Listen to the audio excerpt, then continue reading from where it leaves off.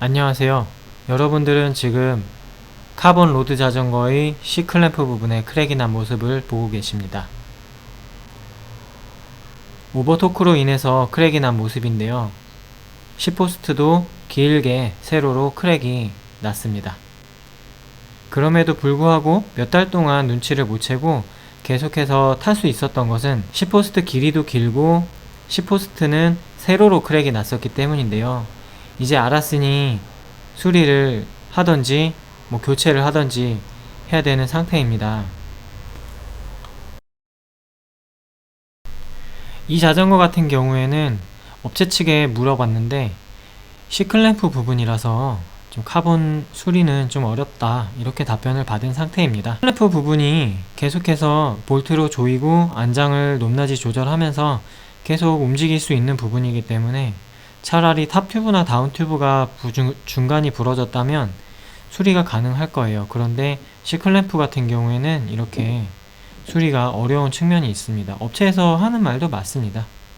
그래서 제가 직접 야매로 수리를 해보려고 해요. 제 친구 자전거기도 해서 이런 식으로라도 좀 고쳐서 계속 탈 수 있게 도와주려고 하는 중입니다. 한번 지켜봐 주시기 바랍니다.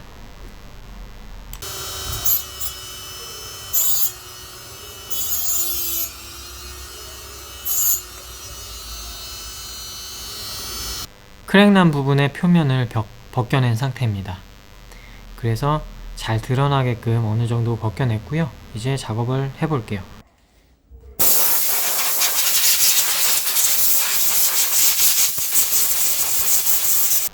크랙난 부분에 코팅을 벗겨냈는데도 이렇게 안으로 깊게 크랙이 박혀 있습니다.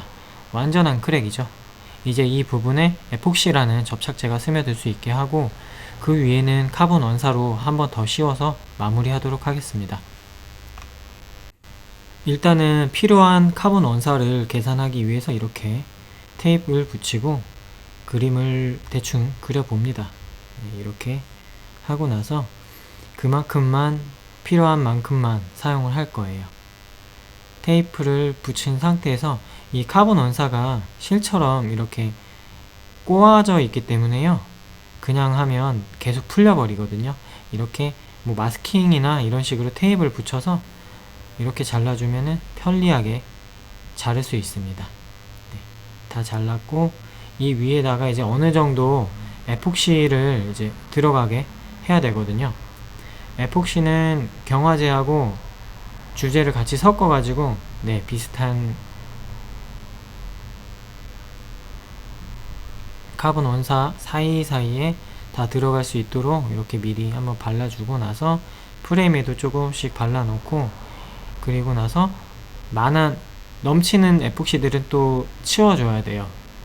그래야 나중에 깔끔하게 작업을 할 수 있습니다. 잘라낸 원사를 수리할 부분에 붙여놓은 상태에서요, 얘네들이 움직이지 않게 잘 랩핑이 될 수 있게 하는데요, 저는 따로 뭐가 도구가 없어서 박스 테이프로 이렇게 작업을 했습니다. 그리고 나서 마무리는 또 좀 더 압력이 갈 수 있게 해야 되는데요, 이렇게 가게 있는 못 쓰는 튜브가 유용하게 사용이 됩니다. 튜브를 돌돌 말아주면서 감아주는데 나중에 주름이 지지 않도록 빳빳하게 잘 해줘야 되고요. 마무리를 이제 풀리지 않게 꽉 케이블 타이를 이용해서 조여주도록 했습니다.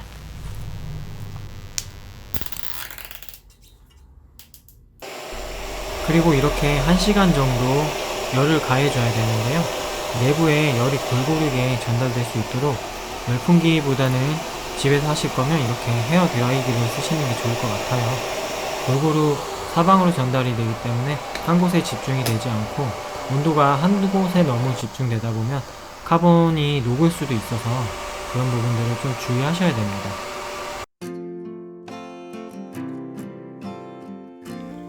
자, 한번 열어보도록 하죠.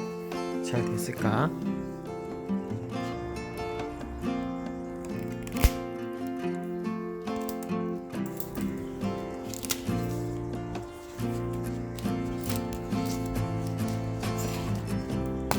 에폭시가 조금 흘러나와 있습니다.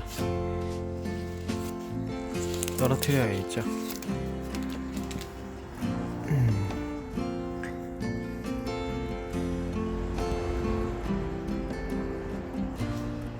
테이프도 떨어뜨리도록 할게요.